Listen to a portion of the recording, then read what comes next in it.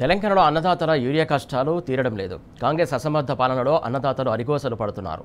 Urea దొరక్కపోవడంతో ఆగ్రహంతో రైతులు రోడ్డెక్కుతున్నారు.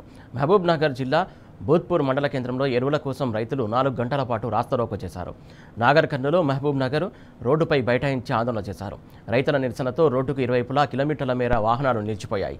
అన్నదాతల urea కష్టాలై వివరాలు మా ప్రతినిధి నరేష్ అందిస్తారు.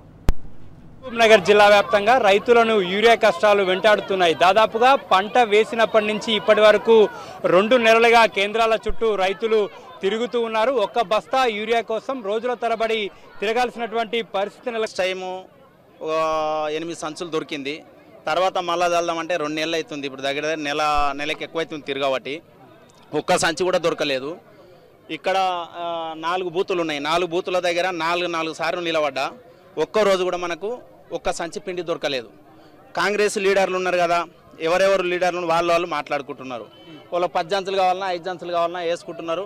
సన్న పిల్లలు అంటే నా పిల్లలు కాదు, నా బిడ్డకు పిల్లలు 3 ఉన్నారు. నా బిడ్డకు ఆపరేషన్ అయింది, 20 రోజులు అయింది. ఆమె నిడిచిపెట్టి వచ్చిన మళ్ళీ నేను 28 తారీఖు నుండి తిరుగుతుంటే నాకు 4 దంచుల పిండి ఇచ్చాను. నేను 8 ఎకరాలు నాటేసిన. మాకు ఆవులు ఉన్నాయి. మధ్యాహ్నం వరకు ఆయన వచ్చి 12 గంటల దాకా ఉంటాడు. ఈడ 12 దాటినాక పోయి ఆయన పసలు నిడుస్తాడు. మళ్ళీ నేను రాత్రికి 8 దాకా ఈడ ఉండిపోతున్నా. లైను అంటే నాకు ఇంతవరకు పిండి వస్తుంది. ఎన్ని గంటలకు నా టోకను ఇవాళకి 15 రోజులైంది. నా టోకన్ రాసి 15 రోజులైంది. మళ్ళీ ఆ టోకన్ చెల్లదని నిన్ను అన్నారు.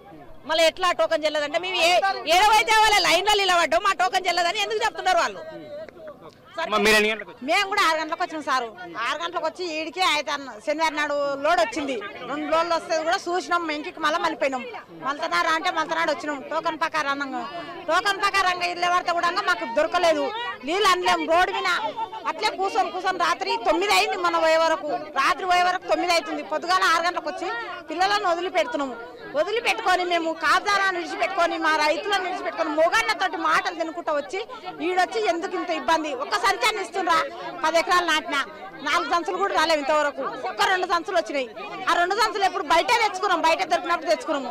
ఇప్పుడు ఈ ఇంట్లోకి వచ్చినాక ఒక్క సంచికి ఇట్లా రాలేదు. మాకు ఇంతవరకు ముట్టలేదు. ఏళ్ళు ముద్దరు అంటారు, సంతకం అంటారు, పాస్బుక్లు అంటారు, ఆధార్ కార్డు అంటారు. ఎన్ని పెట్టినా కూడా పోయిన వాళ్ళకే పోతున్నాయి. మాకైతే చిన్నకైతే బీదోళ్ళకైతే అస్సలు బీదోళ్ళకి ఒక్కటి కూడా ముట్టలేదు ఇంతవరకు. కూడా ఒక్కరు కూడా ముట్టలేదు ఇంతవరకు. కొంతమంది రైతులు మనతో పాటు ఉన్నారు. ఎన్ని ఎకరాలు ఏం పని చేస్తుంది మాకు? ఎప్పుడు పిండి 5 గంటలకు 6 గంటలకు వచ్చి కూర్చుంటే కూడా మాకు పిండి దొరకలేదు. 2 సంచులు ఇస్తే మేము ఏం చేయాలి? 2 సంచులు ఇస్తారు. ఈ కాంగ్రెస్ ప్రభుత్వం ఎప్పుడు వచ్చినా ఇదే మోసం. అంటే కాంగ్రెస్ ఓట్లేసి శబ్దాలు చెప్పబడుకున్నట్టున్నది ఇప్పుడు మేము. ఎందుకంటే ఓట్లేసినందుకు శబ్దాలు కొట్టుకున్నట్టున్నది మేము. అదే కదా మనం 5 గంటలకు 6 గంటలకు వచ్చి లైన్ కడితే ఏం చేయాలి? మనం 5-6 గంటలకు వచ్చి లైన్ కట్టి ఇదివరకు కూడి లేదు, గది లేదు.